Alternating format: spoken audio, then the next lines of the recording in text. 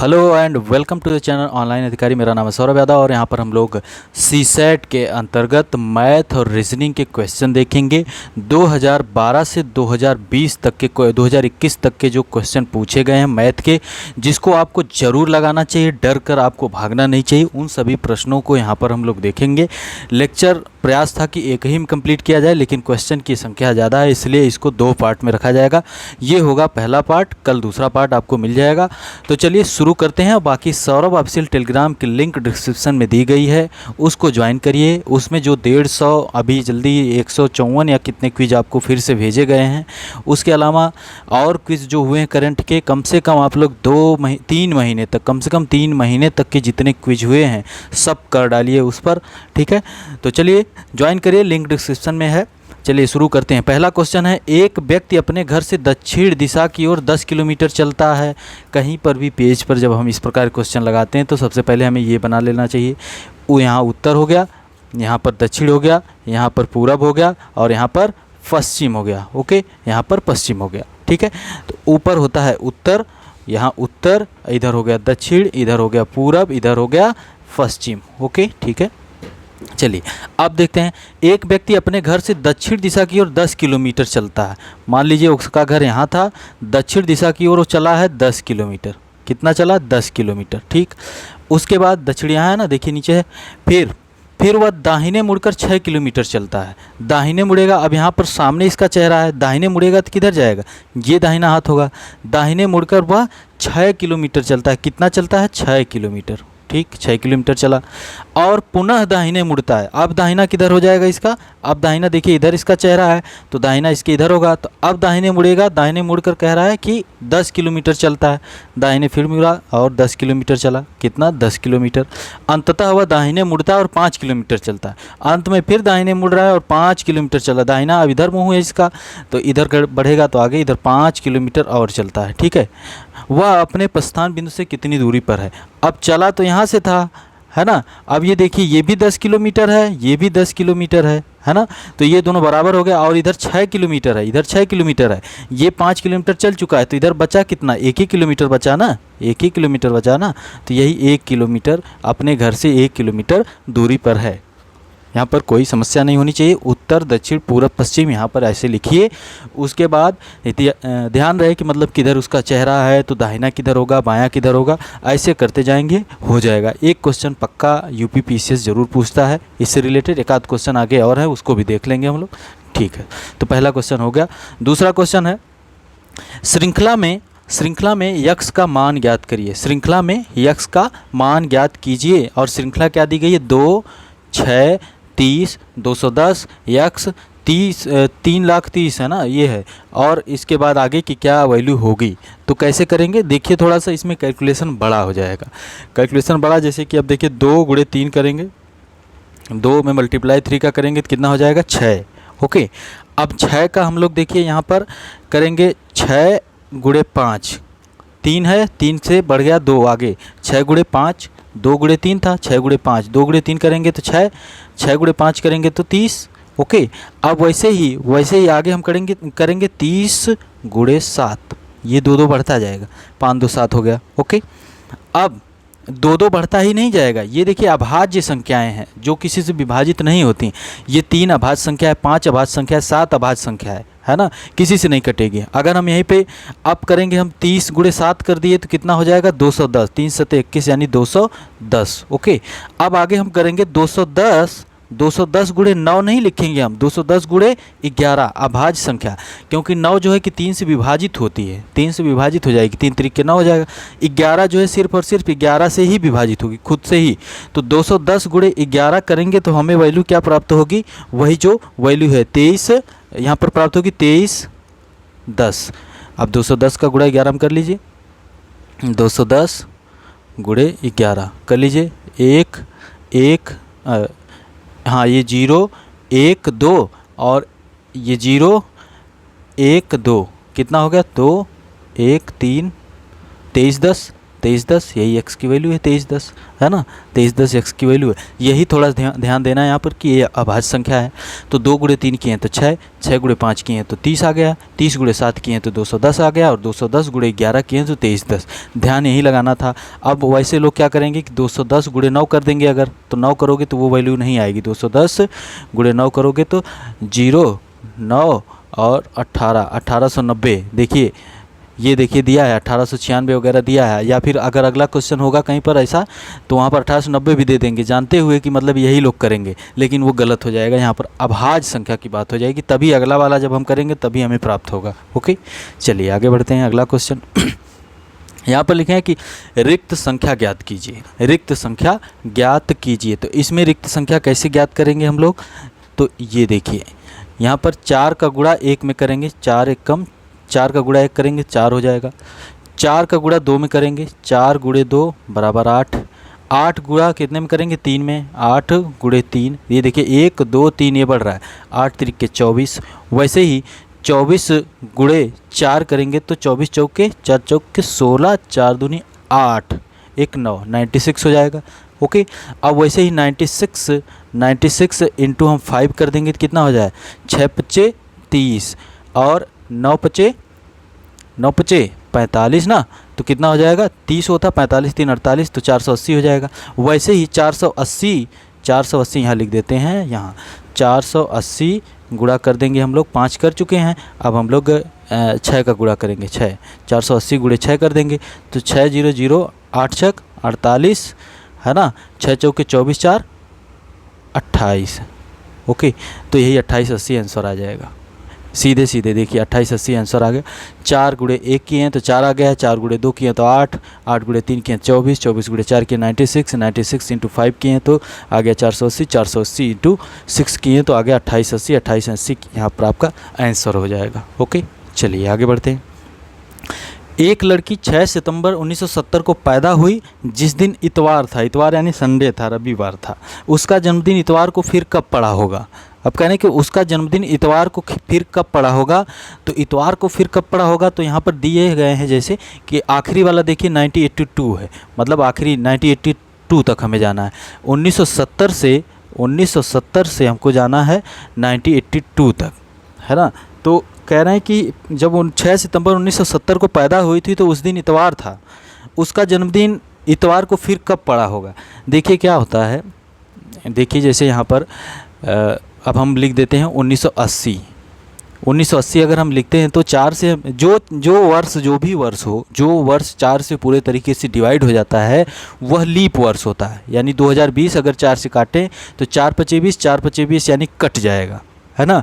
तो जो पूरे तरीके से डिवाइड हो जाए 4 से जो डिवाइड होता है वह लीप वर्ष होता है, लीप ईयर। और लीप वर्ष में आपको पता है कि लीप वर्ष में क्या होता है, फरवरी 29 दिन की होती है, फरवरी क्या हो जाती है 29 दिन की, है ना।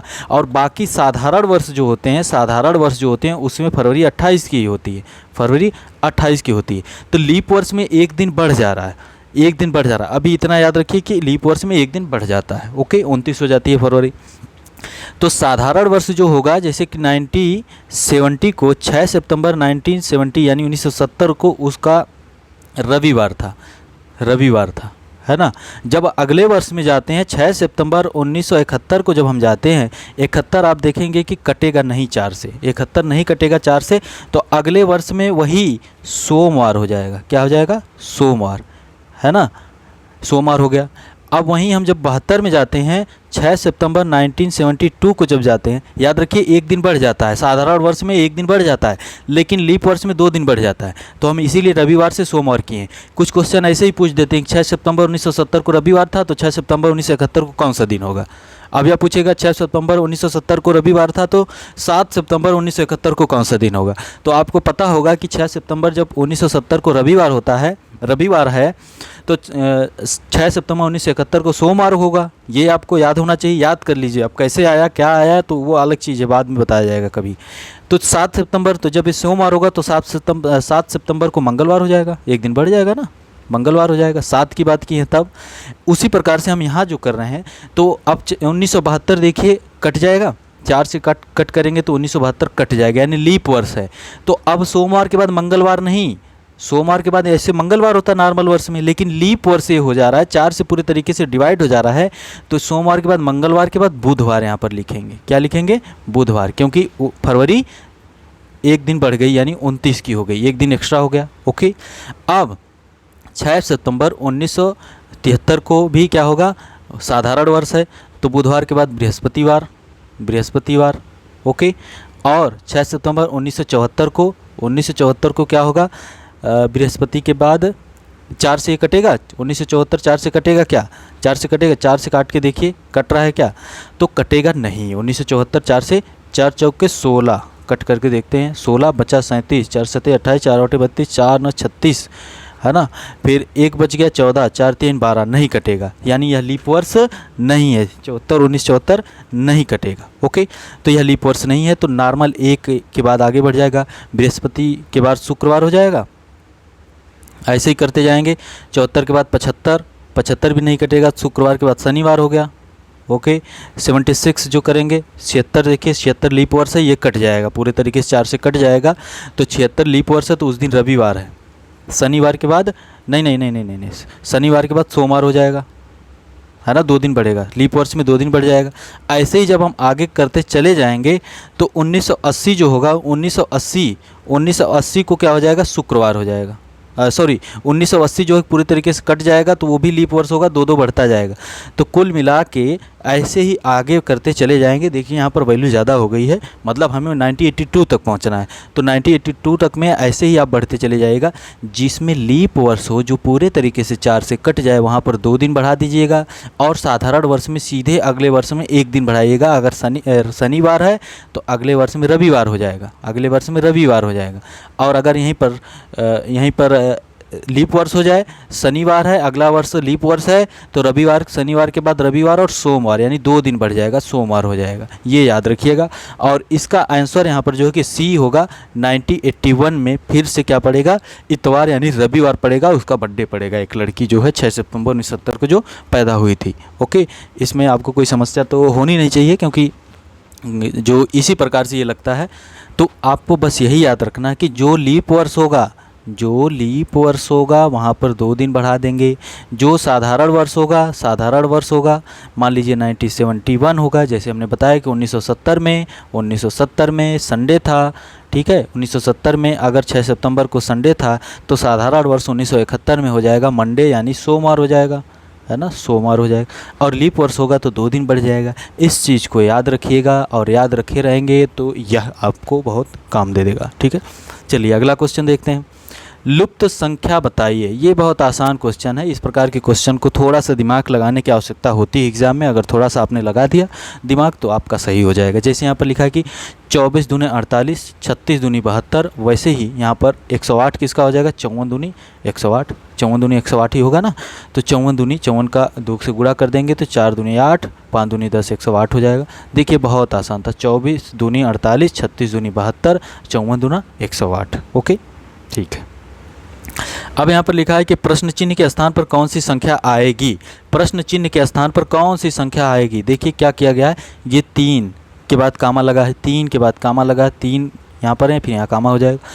क्या किया गया, 235 प्लस 413, 235 में 4 को जोड़ते हैं तो 5 3 8, 3 1 4, 4 2 6, क्या होता है 648 प्राप्त होता है। वैसे ही 809 प्लस 512 करते हैं तो 9 2 11, 1 1 2, 8 5 13, 1321 हो जाता है। वैसे ही इसको जोड़िए, 136 प्लस 325 कितना हो गया, 6 5 11, 3 2 5 1 6, 3 1 4, 461 हो जाएगा आपका आंसर, है ना।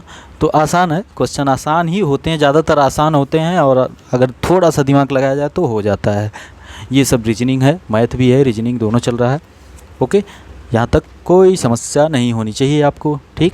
अब आगे है अगला क्वेश्चन, हम लोग देखते हैं। अगला क्वेश्चन है, यदि क्या लिखा है कि यदि दक्षिण पूर्व उत्तर हो जाता है, दक्षिण पूर्व अगर उत्तर हो जाता है, दक्षिण पूर्व क्या हो जाता है, उत्तर हो जाता है, तथा उत्तर पूर्व पश्चिम हो जाता है, तो ऐसे देखिए, ये देखिए उत्तर होता है ऊपर, नीचे होता है दक्षिण, और यहाँ इधर होता है पूरब, इधर होता है पश्चिम। ओके, कह रहे हैं कि यदि दक्षिण पूर्व, यानी ये दक्षिण पूर्व यहाँ होगा, दक्षिण पूर्व क्या हो जाता है, ये उत्तर हो जाता है। ओके, तथा उत्तर पूर्व, उत्तर पूर्व क्या हो जाता है, तथा उत्तर पूर्व पश्चिम हो जाता है, ये क्या हो जाता है, पश्चिम हो जाता है। ओके, तथा शेष सभी दिशाएं उसी तरह से परिवर्तित हो जाती हैं, शेष सभी दिशाएं उसी प्रकार से परिवर्तित हो जाती हैं। जैसे दक्षिण पूर्व क्या हो गया, उत्तर हो गया, है ना, ये वाला आ गया यहाँ पे।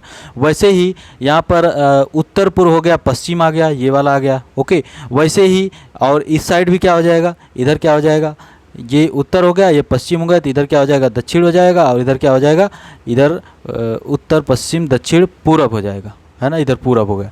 तो इस प्रकार से हो जाएगा, उसी तरह परिवर्तित हो जाती है। तो पश्चिम के लिए क्या दिशा होगी, पश्चिम के लिए क्या दिशा होगी, तो पश्चिम कहाँ है, पश्चिम आपने देखा, ये पश्चिम के लिए क्या दिशा होगी, फिर से देखें, फिर से देख लेते हैं। देखिए, उत्तर दक्षिण पूरब पश्चिम, ये लिखा है, ऐसे ही बनाना है आपको। कह रहे हैं कि दक्षिण पूर्व जो है, दक्षिण पूर्व जो है कि उत्तर हो जाता है, यह उत्तर हो गया, और उत्तर पूर्व पश्चिम हो जाता है, यह पश्चिम हो गया, और शेष सभी दिशाएं इसी प्रकार से बदल जाती हैं। तो इधर क्या हो जाएगा, उत्तर पश्चिम क्या हो जा रहा है, उत्तर पश्चिम क्या हो जा रहा है, पूरब हो जा रहा है, और इधर क्या हो जा रहा है, नीचे आ जाएंगे तो उत्तर पश्चिम पूरब उत्तर दक्षिण, ये दक्षिण हो जाएगा, नहीं दक्षिण नहीं, हाँ ये पूरब हो जाएगा, ये दक्षिण हो जाएगा, ऐसे कह रहे हैं।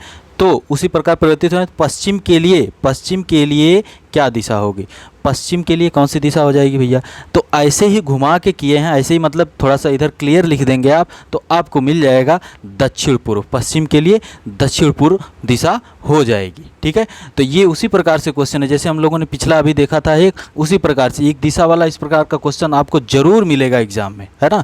और कुछ तो ऐसे होते हैं कि चलिए देखेंगे, वो भी हैं क्वेश्चन आगे।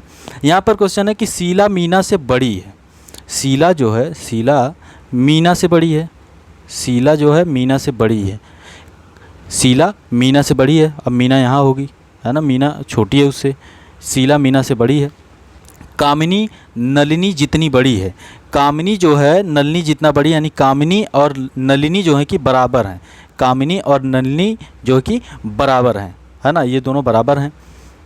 नीतू सिंधु से छोटी है, नीतू जो है सिंधु से छोटी है, ये सिंधु है, सिंधु से छोटी है कौन, नीतू, नीतू छोटी है सिंधु से। ओके, ठीक है, ओके।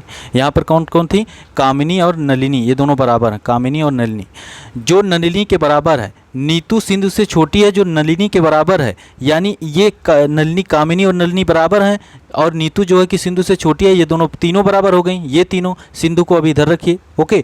जबकि मीना कामिनी से बड़ी है, मीना जो है, मीना कामिनी से बड़ी है, कामिनी और नलिनी दोनों बराबर थी, नीतू भी उसके बराबर हो गई, और कह रहे हैं कि मीना जो है कामिनी से, मीना कामिनी से बड़ी है, जैसा हमने यहाँ पर देखा था। ओके, तो सबसे बड़ी कौन है, तो यहाँ पर सबसे बड़ी कौन निकल कर आ रही, शीला सबसे बड़ी ही दिख रही है ना, शीला सबसे बड़ी है, शीला ही सबसे बड़ी है, शीला सबसे बड़ी है ना। कुछ नहीं किया गया, बस ऐसे ही बना के निकाल देंगे, आपका हो जाएगा। सबसे बड़ी कौन है, तो शीला है, यहीं दिख रहा है, पहले ही शीला बड़ी थी, है ना। दो संख्याओं x तथा y के लासा और मासा, दो संख्याओं x और y के लासा और मासा क्रमशः इतना दिए गए हैं। लासा और मासा देखिए, एक फार्मूला होता है इसका, अगर आपको पहली संख्या दी गई हो, लासा दिया गया हो, दूसरी संख्या, तो मासा वहाँ से निकल जाता है। तो फार्मूला होता है कि लासा गुणे मासा बराबर, गुणे मासा बराबर पहली गुणे दूसरी, लासा गुणे मासा बराबर पहली गुणे दूसरी, पहली संख्या गुणे दूसरी संख्या, ये फार्मूला होता है। लासा गुणे मासा बराबर पहली संख्या गुणे दूसरी संख्या। यहाँ पर लिखा है कि यह दो संख्याओं x तथा y के लासा तथा मासा क्रमशः 3 और 105 हैं, यानी लासा दिया है 3, लासा दिया 3 और मासा दिया है 105। ओके, यदि x प्लस वाई 36 हो तो 1/x प्लस 1/y का मान है, 1/x प्लस 1/y का मान क्या होगा, है ना। यही पूछना है कि इसकी वैल्यू क्या होगी। हम 1/x और 1/y को 1/x प्लस 1/y को और क्या लिख सकते हैं, इनको देखिए नीचे एलसीएम लेंगे तो xy हो जाएगा, और यानी ऊपर हो जाएगा y प्लस x, या हम लिख सकते हैं x प्लस वाई। ओके, अगर हमें पता चल जाए x प्लस वाई की हमें वैल्यू दी गई है, x प्लस वाई यहाँ दिखा है कि 36 है, ये हमें पता है, हमें xy निकालना है ना, xy निकालना है।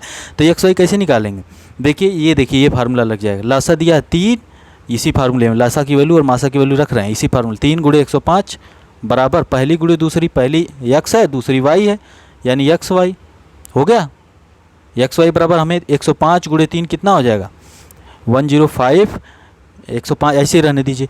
अब इसमें हमें पता है कि एक्स प्लस वाई बराबर 36 है और हमने एक्स वाई निकाल लिया कि इतना है 105 गुणे 3 है, तो कितना हो गया 36/105 गुणे 3। यही ना किए, इसी में वैल्यू रख रहे हैं, इसी में वैल्यू रख रहे हैं 36/105 गुणे 3। 3 से कट करें हम, 3 से कट करें, 3 एक कम 3, 3 दूना की 6, 12/105 आ गया, 12/105 आ गया।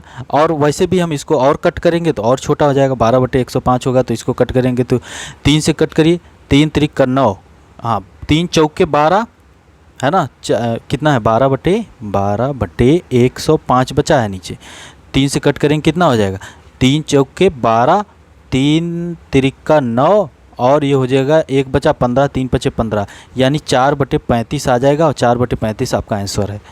इस क्वेश्चन में कुछ नहीं किया गया है। हमने बताया कि आपको लासा गुणे मासा बराबर पहली गुणे दूसरी संख्या आपको पता होनी चाहिए। लासा और मासा की वैल्यू दी गई है ना, x प्लस वाई की भी वैल्यू दी गई है। कह रहे हैं कि 1/x प्लस 1/y का मान निकालिए। 1/x प्लस 1/y का मान निकालना है तो 1/x प्लस 1/y को हम नीचे xy का लासा ले लेंगे तो xy हो जाएगा, ऊपर x प्लस वाई हो जाएगा। हमें x प्लस वाई पता है, एक 36 दिया है, हमने xy इस फार्मूले में रख के निकाल दिया। पहली संख्या x, पहली x है और दूसरी y है, तो लासा गुणे मासा दिया था, हमने वैल्यू रखा तो 105 गुणे 3 आया है। ओके, अब हम इसमें x प्लस वाई की वैल्यू रख दिए हैं, x प्लस वाई की वैल्यू 36 रख दिए हैं, एक्स वाई की वैल्यू 105 गुणे 3 आई है, तो यहीं आके हम लोग कट कर दिए, 4/35 आंसर आ गया। अगर इसको आपको समझाना नहीं होता तो बहुत कम समय लगता, मुश्किल से 1 मिनट भी नहीं लगता, ये आंसर तुरंत निकल जाता। अगर आप प्रैक्टिस करेंगे तो आप भी निकाल पाएंगे एकदम आसानी के साथ। तो घबराइए मत, एकदम आराम से सुनते रहिए और इस प्रकार क्वेश्चन आए तो करके आइएगा। अब यहाँ पर क्वेश्चन है, क्वेश्चन क्या दिया गया है, कह रहे हैं कि एक पिता की आयु अपने पुत्र से 3 गुनी है। देखिए ये आयु वाले जो क्वेश्चन है, एक क्वेश्चन आपके एग्जाम में रहते ही हैं, आपके पेपर में पीसीएस प्री में एक क्वेश्चन ये रहता ही है। कह रहे हैं कि एक पिता की आयु अपने पुत्र से 3 गुनी है, 5 वर्ष बाद पिता की आयु का दुगना पुत्र की आयु का 5 गुना होगा। पिता और पुत्र की वर्तमान आयु है, क्या कह रहे हैं, एक पिता की आयु अपने पुत्र की आयु से 3 गुनी है ना। अब देखिए क्वेश्चन के हिसाब से चलते हैं। हम मान लेते हैं कि पुत्र की आयु कितनी है x, हम मान लेते हैं पुत्र की आयु कितनी है, पुत्र बराबर x हम मान लिए, है ना, पुत्र की आयु x है। ओके, अब क्वेश्चन के अनुसार आगे बढ़ते हैं। तो पुत्र की आयु अगर हम x मानते हैं तो क्या कह रहा है कि एक पिता की आयु अपने पुत्र की आयु से 3 गुनी है, 3 गुनी यानी पिता बराबर 3x, पिता बराबर 3x हो गया। ओके, 5 वर्ष बाद पिता की आयु का दुगना पुत्र की आयु का 5 गुना होगा। 5 वर्ष बाद, 5 वर्ष बाद यानी 5 वर्ष बाद पुत्र की आयु x प्लस 5 होगी, पिता की भी कितनी होगी, पिता की आयु हो जाएगी 3x प्लस 5। अभी वर्तमान की बात हो रही है, कह रहे हैं कि एक पिता की आयु उसके पुत्र से 3 गुनी है, तो हमने पुत्र की आयु मान लिया x, तो पिता की आयु 3x हो गई। क्या कह रहे हैं आगे कि 5 वर्ष बाद, तो 5 वर्ष तो पिता भी आगे, पुत्र भी आगे बढ़ेगा, 5 वर्ष पिता भी आगे बढ़ेंगे, है ना। कह रहे हैं कि 5 वर्ष बाद पिता की आयु का दुगना पुत्र की आयु का 5 गुना होगा, पुत्र की आयु का 5 गुना होगा। ये पुत्र है, इसका गुणा 5 गुना, और ये पिताजी हैं तो पिताजी कितना, पिताजी का दुगना, पिताजी की आयु का दुगना यानी 2 गुणे, यहाँ इनके में 2 गुणे, इनके में 5 गुणे, ये बराबर हो रहे हैं, है ना। तो क्या कह रहे हैं कि पिता और पुत्र की वर्तमान आयु है, वर्तमान में आयु बताना है हमें, वर्तमान आयु है ना। 5 वर्ष बाद की बात किए हैं, यहाँ से निकलेगा। अब देखिए 5 का इसमें गुणा है तो 5x प्लस 25 दोनों में होगा, और यहीं 2 है तो 3 दूनी 6x प्लस 5 दूनी 10, है ना। 5x और इधर आएगा तो 5x minus 6x, 5x minus 6x कितना हो जाएगा, ये आगे बढ़ा देंगे, 5x नहीं उधर कर देते हैं, 6x माइनस 5x करेंगे तो x हो जाएगा, इधर ये ऐसे कर देते हैं, 6x माइनस 5x बराबर कितना हो जाएगा, ये हो गया आपका 6x माइनस 5x, इधर 25 है, इधर 25 है, माइनस 10 हो जाएगा, 25 माइनस 6x माइनस 5x बराबर x, और 25 में से 10 गया तो कितना बचा, 15 बचा। यानी हमें पुत्र की आयु पता चल गई, कितना है, x है, पुत्र की आयु हमें x बराबर 15 हमें पता चल गया, पुत्र की आयु हमें 15 वर्ष पता चल गई, है ना। तो अब वही पूछ रहे हैं, पुत्र की वर्तमान आयु x है, x हमें पता चल गया कितना है, 15 है, तो पिता की आयु कितनी होगी, वही कह रहे हैं कि एक पिता की अपने पुत्र की 3 गुनी है, तो इसका 3 गुना कर दो, 15 गुणे 3 बराबर 45। है ना। पिता की आयु 3x हो गई, 3 गुनी थी, तो 15 गुणे 3 बराबर 45, 45 वर्ष। तो 45 वर्ष और 15 वर्ष आंसर आ गया। कुछ तो करना ही नहीं था। एक पिता की आयु अपने पुत्र से 3 गुनी है, 5 वर्ष बाद पिता की आयु का दुगना पुत्र की आयु का 5 गुना होगा। पिता और पुत्र की वर्तमान आयु है, तो वही हमने कर दिया है। मान लेते हैं पुत्र की आयु x है तो पिता 3 गुना है तो 3x। फिर आगे कह रहे हैं कि 5 वर्ष बाद, तो यानी 5 वर्ष पिता में भी जुड़ेगा और पुत्र में भी। आगे बोल रहे हैं कि 5 वर्ष बाद पिता की आयु का दुगना, तो हमने पिता की आयु का दुगना कर दिया है, पुत्र की आयु का 5 गुना, दोनों बराबर होंगे, तो पिता और पुत्र की आयु, इसी को हमने सॉल्व किया तो x यानी हमें पुत्र की वर्तमान आयु पता चल गई है। और पिता जो 3 गुने हैं तो 15 3 45, तो 45 और 15 आंसर हो गया। ओके, चलिए अगला क्वेश्चन। इस प्रकार के क्वेश्चन एक पक्का रहता है। दिए गए साधारण असममित आंकड़ों का बहुलक तथा माध्य क्रमशः 18 और 24 है। हमने एक लेक्चर बनाया था तो उसमें हमने बताया था कि बहुलक बराबर फार्मूला होता है, बहुलक बराबर 3 माध्यिका माइनस 2 समांतर माध्य। बहुलक बराबर 3 माध्यिका माइनस 2 समांतर माध्य, ये फार्मूला होता है। 3 माध्यिका माइनस 2 समांतर माध्य, ये फार्मूला याद रखिए। क्या कह रहे हैं कि बहुलक तथा माध्य क्रमशः दिए गए हैं। बहुलक दिया गया कितना 18 और माध्य दिए गए हैं तो 3 माध्यिका, ये माध्यिका माइनस 2 समांतर माध्य कितना है 24 है, 2 गुणे 24। ओके, अब 3 माध्यिका, इसको ये माइनस इधर है, 24 दूनी 48 यानी 18 इधर आ जाएगा प्लस 48 इधर हो गया बराबर 3 माध्यिका। सॉल्व कर रहे हैं, खाली सॉल्व करना तो आना चाहिए। अब 3 का गुणा है माध्यिका में तो इधर आ जाएगा, तो गुणा इधर भाग हो जाएगा, 18 प्लस 48 बटे 3 है ना। तो 48 और 18 कितना हो जाएगा, आगे सॉल्व करते हैं। यहाँ बराबर माध्यिका 48 और 18 कितना हो जाएगा, 8 8 16 और 4 1 5 1 6, 66 बटे 3, तो 3 दूनी 6, 3 दूनी 6, 22 हो जाएगा आंसर। कोई दिक्कत नहीं होनी चाहिए आपको। बहुलक बराबर 3 माध्यिका माइनस 2 समांतर माध्य, बस इसी में हमने वैल्यू रख दिया है, आंसर आ गया है आपका यही वाला, है ना। इस फार्मूले को याद रखिएगा। आगे और भी क्वेश्चन है इससे रिलेटेड। 4 सड़कें हैं, मैं दक्षिण दिशा से आया हूँ। 4 सड़कें हैं, मान लीजिए कोई चौक है, चौक होता है ना, एक रास्ता इधर से आया एक इधर से, चौक यही होता है। कह रहे हैं कि 4 सड़कें, मैं दक्षिण दिशा से आया हूँ। अब दिशा वाला देखिए, इधर उत्तर होता है, इधर दक्षिण है, इधर पूरब होता है और इधर पश्चिम होता है।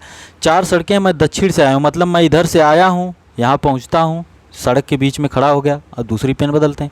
4 सड़कें, मैं यहाँ पहुँचता हूँ, बीच में हूँ। ओके, दक्षिण दिशा से आया हूँ और मंदिर जाना चाहता हूँ, और मुझे मंदिर जाना है।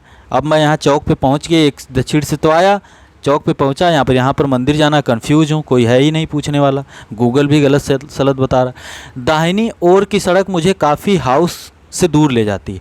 ये अब इधर चेहरा सामने होगा, चेहरा तो किधर उत्तर की तरफ होगा, तो दाहिना इधर होगा, यानी दाहिना इधर पूरब की तरफ है। कह रहे हैं कि इधर अगर मैं जाता हूँ तो कॉफ़ी हाउस से दूर लेके जा रहा है, मतलब कॉफ़ी हाउस की तरफ ले जा रहा है। ओके, जबकि सीधी सड़क एक कॉलेज की ओर जाती है, सीधी वाली ये आगे वाली ये कॉलेज की तरफ जा रही है, किधर कॉलेज की तरफ जा रही है।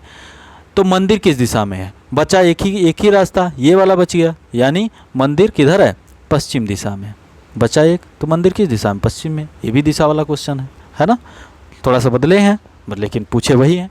ओके, चलिए आगे बढ़ते हैं। निम्नांकित आकृतियों में से कौन शेष से भिन्न है। अब देखिए, इस प्रकार का क्वेश्चन 2021 वाले में भी पूछा कि क्या कौन सा भिन्न है।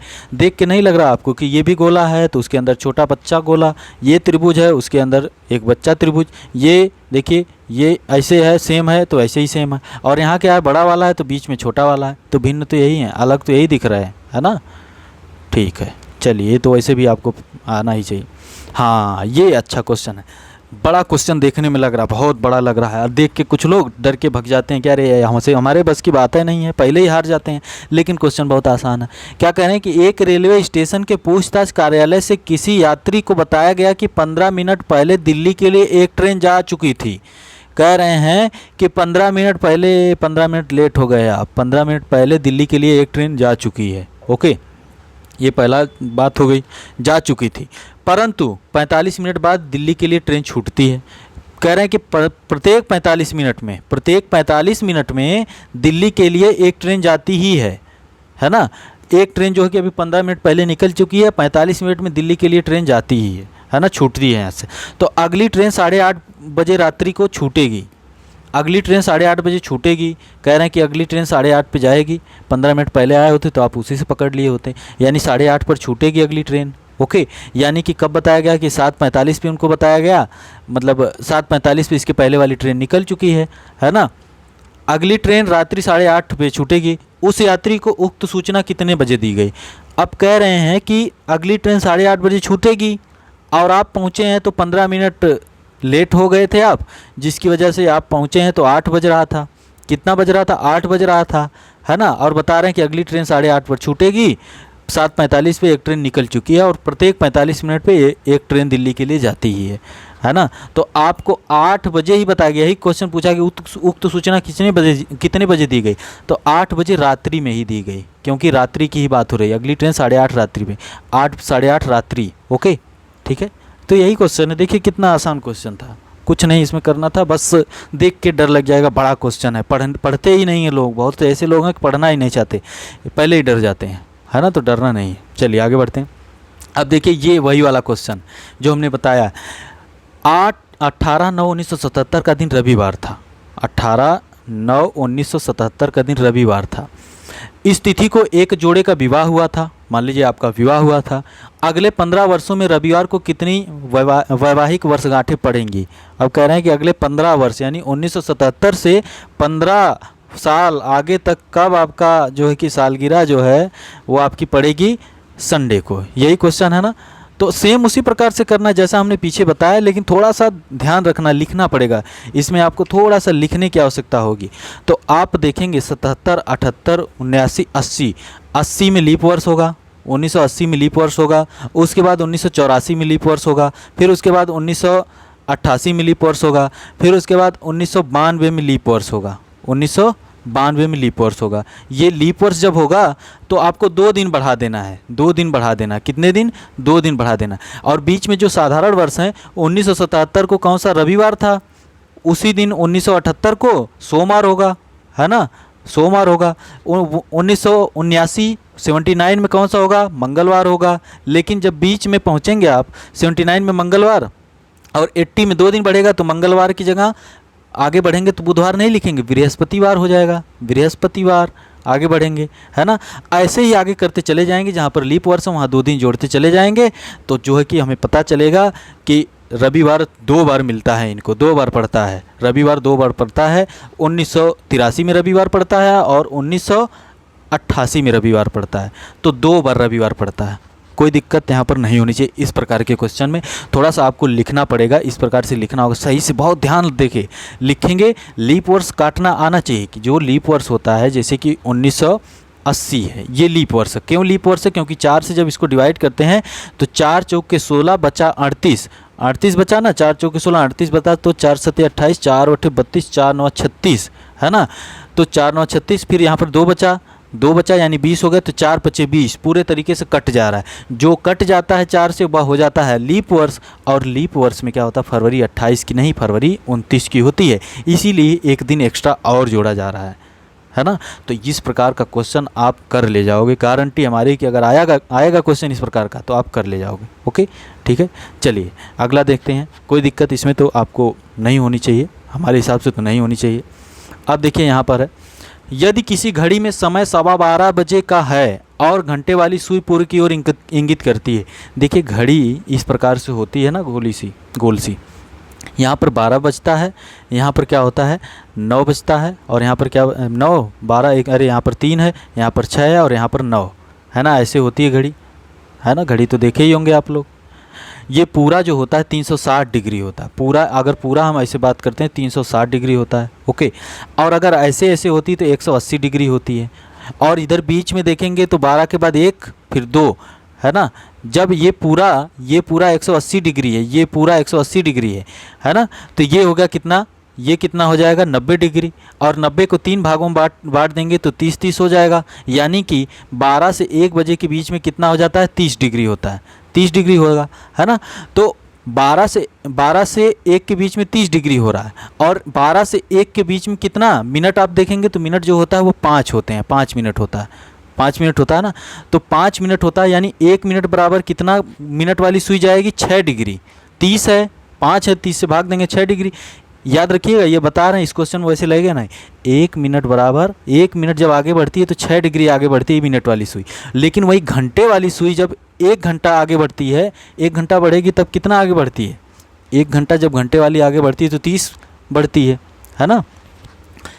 1 घंटा जब आगे बढ़ती है तो 30 वो बढ़ती है। लेकिन 1 मिनट में कितना जाएगी? 1 मिनट में होती है 0.5 डिग्री, 0.5 डिग्री, 0.5 डिग्री जाती है। कितना?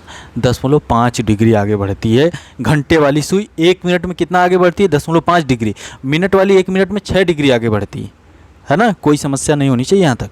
ओके, ये अभी के लिए अभी आप लोग याद रखिए। अब हम देखते हैं यहाँ पर, पहले तो घड़ी बना लिया करिए, घड़ी बना लेंगे। एक क्वेश्चन घड़ी से आता ही है, ये तो पक्का है। एक क्वेश्चन घड़ी से, एक क्वेश्चन दिशा से, एक क्वेश्चन माध्यिका वाला, एक क्वेश्चन अभी जो बता रहे हैं इसी प्रकार से आते हैं।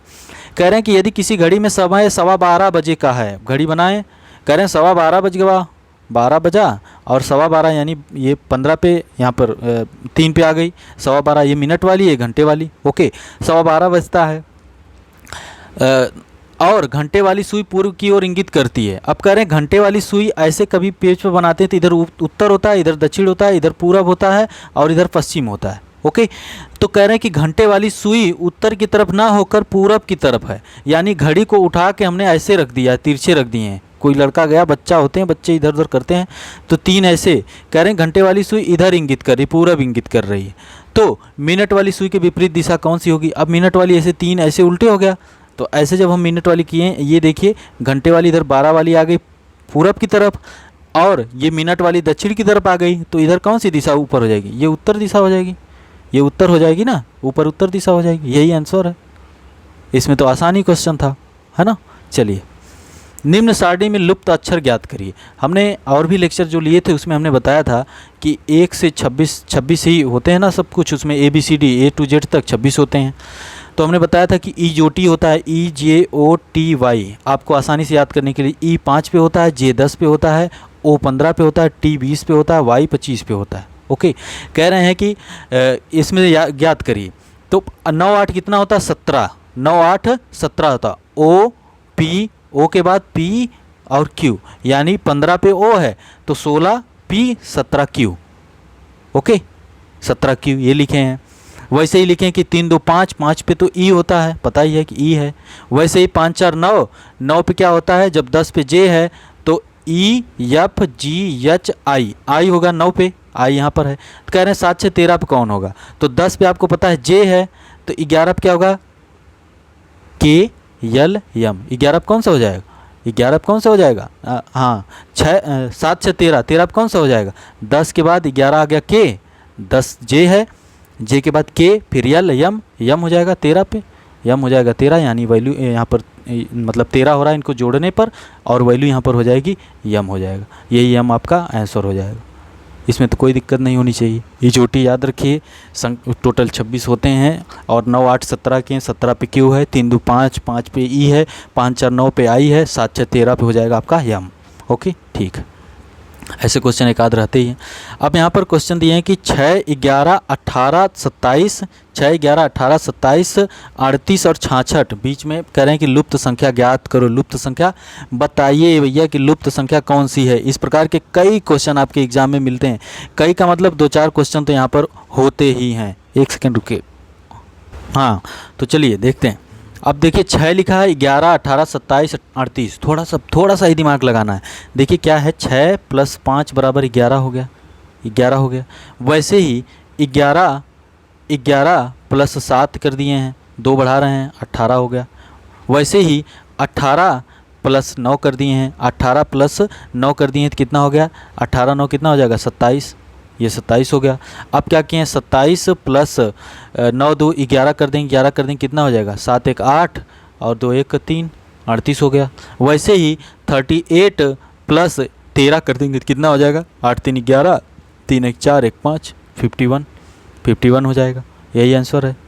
कुछ नहीं किए हैं, सिर्फ जोड़ के 2 2 बढ़ाते गए। 5 के बाद 7, 7 के बाद 9, 9 के बाद 11, 11 के बाद 13 और इसी में जोड़ते चले गए हैं, हो गया। तो ये आंसर आ गया 51। ओके, और इसको सही भी चेक करना है तो 51 + 13 हो गया तो 15 कर देंगे तो कितना हो जाएगा? 5 1 6 और 5 1 6, 66 आ जाएगा, है ना। आपका आंसर भी प्रूव हो गया, मतलब चेक हो गया। ओके, तो 51 इसमें आंसर है। चलिए अगला क्वेश्चन देखते हैं। श्रेणी, निम्न श्रेणी 27, 3, 216, इसमें यहाँ पर क्या होगा? देखिए यहाँ पर कुछ नहीं किया, थोड़ा सा दिमाग लगाइए। 3 की पावर 3 करिए तो 3 की पावर 3 यानी कि 3 गुणे 3 गुणे 3, 3 त्रिक का 9 तियां 27, यही ना हो गया। और वैसे ही अब कह रहे हैं कि 216 ये लिखा गया है, तो अब इसमें से आपके ऑप्शन में से आंसर निकल जाएगा। कैसे निकलेगा? आप अगर यहाँ पर करते हैं 5 का गुणा करते हैं 5 और 25, 25 पचे 25 किए 25 और 5 गुणे 5 करिए, पहला वाला आंसर ऑप्शन देखिए। तो 25 पचे कितना हो जाएगा? 25 पचे 5 और 25, 2 5 दूनी 10, 2 12, 25 पचे 125। अब यहाँ पर नहीं हो रहा है, 6 करिए, 6 गुणे 6 36 छका 36 और गुणे 6 कर दिए 6 चौक 36 और 6 त्रिक 18, 3 21, 216, यानी 6 आंसर हो गया। यही 216 आ गया। यानी क्या है, जैसे 3 का 3 गुणे 3 गुणे 3 किए हैं तो आ गया 27, वैसे ही 6 गुणे 6 गुणे 6 किए हैं तो 216 आ रहा है। कैसे आ रहा है? 6 चौक 36 गुणे 6, 6 चौक 36, 3 6 त्रिक 18, 3 21, 216 आंसर, मतलब 216 6 का वो करने पे आता है। ठीक है, 6 का क्यूब करने पे। ओके, चलिए खाली जगह भरे, ये क्वेश्चन आप लोग लगाएंगे, ये आपके लिए होमवर्क है। और नहीं लगेगा, क्या यह क्वेश्चन सही है? सही है तो फिर ठीक है, लगा के दीजिए, दिखाइए और आप लोग कमेंट करिएगा। कमेंट का मतलब कमेंट मत करिएगा, आप लोग हमारे नंबर 9559888978 पर आप फ़ोटो क्लिक करके, लगाकर फ़ोटो क्लिक करके और अपना नाम भी ज़रूर लिख के भेजिएगा, ताकि हम आपका नाम सेव कर लें, क्योंकि आप कल को अधिकारी बन जाएंगे तो हमारे काम आएंगे, है ना, पहचान तो लेंगे। ठीक है, तो नाम वगैरह लिख के भेजिएगा। निम्नलिखित विकल्पों में से सही उत्तर का चयन करके खाली स्थान भरें। तो अब इसमें सही उत्तर का चयन कैसे होगा? कैसा विकल्प दिया है भैया? अब देखिए क्या है, 7 51 2 लिखा है, तो आप क्या करिए, 7 का स्क्वायर करिए प्लस 2 करिए, 7 सते 49 प्लस 2 बराबर 51, यही ना 51। वैसे ही 6 का स्क्वायर करेंगे तो ये से 6 का स्क्वायर प्लस 4, 6 छक 36 प्लस 4 बराबर 40 आ गया, है ना। और वैसे ही 5 का स्क्वायर करेंगे 25, 5 का स्क्वायर 25 प्लस हम मान लेते हैं कि हमें पता नहीं है तो हम x मान लेते हैं, बराबर हमें पता है 28, है ना। तो हम क्या करेंगे, 25 प्लस x बराबर 28 है। x बराबर कितना होगा, 28 माइनस 25, 28 में 25 गया तो 3 आ गया, आंसर 3 हो जाएगा, यही ना है, आंसर 3 हो जाएगा। ओके, तो आंसर यहाँ पर 3 हम जब रख देंगे तो क्या पता चलता है कि 25 5 का स्क्वायर 25 प्लस 3 जब करते हैं तो हमें 28 प्राप्त हो जाता है। यहाँ पर जैसे ये सब प्राप्त हुए हैं, 7 सते 49 प्लस 2 51 आ गया है, 6 चौक 36 प्लस 4 बराबर 40 आ गया, वैसे ही ये भी आ गया। इस प्रकार के एक आध क्वेश्चन आपके एग्जाम में हमेशा रहते हैं। अब ये थोड़ा सा क्वेश्चन आसान ये भी है, इतना भी टफ नहीं है क्वेश्चन। लिखा है कि 4800 का 16.5% बराबर x का 3/4 है। 4800 का 16.5%, इस प्रकार क्वेश्चन में ऐसे 4800 गुणे 16.5% है ये, बराबर x का 3/4 यानी x गुणे 3/4। ओके, तो 4800 गुणे 16.5/100 कर देंगे परसेंटेज हटाने के लिए। अब ये 3x/4 हो गया। ओके, अब x बराबर निकालेंगे, अगर हम यहाँ से x बराबर निकालेंगे, ये बटे में इधर गुणा हो जाएगा, ये ऊपर गुणा में है नीचे जाएगा तो भाग हो जाएगा। तो क्या हो जाएगा, x बराबर हो जाएगा 4800 गुणे 4 गुणे 16.5/100 गुणे 3। ओके, 100 गुणे 3, बस इसको सॉल्व करना है आगे। अब इसको सिर्फ सॉल्व करना है, सॉल्व करेंगे। कैसे सॉल्व करते हैं देखिए। अब देखिए ये 0 से दोनों 0 कट गए। ओके, दोनों 0 कट गए, ये दोनों कट गए। तो अब 3 कट करें 48 को, तो 3 एक कम 3 और 18 है, 3 छक 18 यानी 16 बचा। क्या 16 गुणे 4 गुणे 16.5, ये दशमलव में है तो गुणा करने में दिक्कत होगी, तो ऊपर नीचे 10 से गुणा कर देते हैं। तो 10 से गुणा ऊपर नीचे का मतलब कट जाएगा, इसका मतलब हम कर सकते हैं, तो ये 165 हो जाएगा, 165 आ जाएगा, 165 हो जाएगा, नीचे 10 हो जाएगा, है ना। तो ये इस प्रकार से हो जाएगा। और जब हम सॉल्व करके आगे बढ़ेंगे तो हमें बस इसको सॉल्व करना है और कुछ नहीं करना है। सॉल्व करेंगे तो आपको आंसर आ जाएगा, एकदम करेक्ट आंसर आपको मिल जाएगा। कितना मिल जाएगा, लगभग कितना आंसर है, 1056 आ जाएगा। 1056 सिर्फ सॉल्व करना है, इसको सॉल्व करना इतना तो आना चाहिए। और आप सॉल्व करिएगा, सॉल्व करके हमको दिखाइएगा कि हाँ ऐसे ऐसे हम कट किए हैं। फ़ोटो क्लिक करके उसी 9559888978 पर ज़रूर कमेंट करिएगा, मैसेज करिएगा। दिए गए प्रदत्तों का बहुलक है। हमने बताया कि बहुलक बराबर, एक फार्मूला आपको बताया, बहुलक बराबर 3 माध्यिका माइनस 2 समांतर माध्य। बहुलक बराबर 3 माध्यिका माइनस 2 समांतर माध्य फार्मूला होता है। लेकिन यहाँ पर वो सब नहीं लगाना है। यहाँ पर कह रहा है कि इसका बहुलक क्या होगा। बहुलक वही होता है जो बहुत बार आया हो, है ना, बहुत बार आया हो। जो कई बार देखिए 7 है 7 है 7 है 7 है, 4 बार है, 3 2 ही बार है, 9 एक बार, 5 एक बार, तो बहुलक 7 ही है ना। जिस संख्या की बारंबारता सर्वाधिक होती है, बारंबारता मतलब बार बार जो आती है, उसे बहुलक ही वही उसका बहुलक होता है। ओके, ठीक है। चलिए आगे इस प्रकार के और क्वेश्चन है तो उसको भी देख लेंगे। राधा सुनीता से कम आयु की है किंतु रीता से बड़ी है। क्या कह रहे हैं कि राधा सुनीता से कम आयु की है लेकिन रीता से बड़ी है। रीता जो है रीता गीता से ज्येष्ठ है। रीता गीता से ज्येष्ठ है यानी उससे बड़ी है। श्याम रीता से ज्येष्ठ है किंतु राधा से कम आयु का है। कह रहे हैं कि राधा सुनीता से कम आयु की है।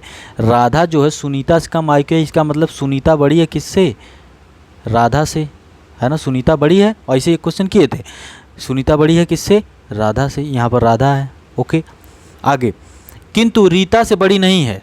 राधा सुनीता से कम आयु की है। राधा जो है सुनीता से कम आयु की है किंतु रीता से बड़ी है, यानी रीता उससे छोटी है। यहाँ पर लिख लेते हैं कि रीता उससे छोटी है ना। राधा जो है सुनीता से कम आयु की है लेकिन किससे बड़ी है, रीता से बड़ी है। रीता जो है गीता से ज्येष्ठ है। रीता जो है गीता से ज्येष्ठ है, यानी गीता जो है कि रीता से भी छोटी है ना।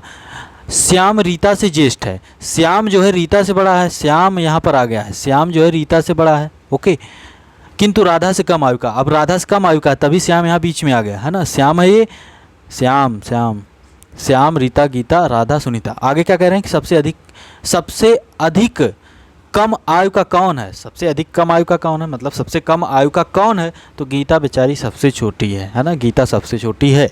ओके, कोई दिक्कत नहीं। चलिए आगे बढ़ते हैं। अब यहाँ पर है कि कैश को ECUJ द्वारा संकुटित किया जाता है तो बैंक को क्या कूट होगा।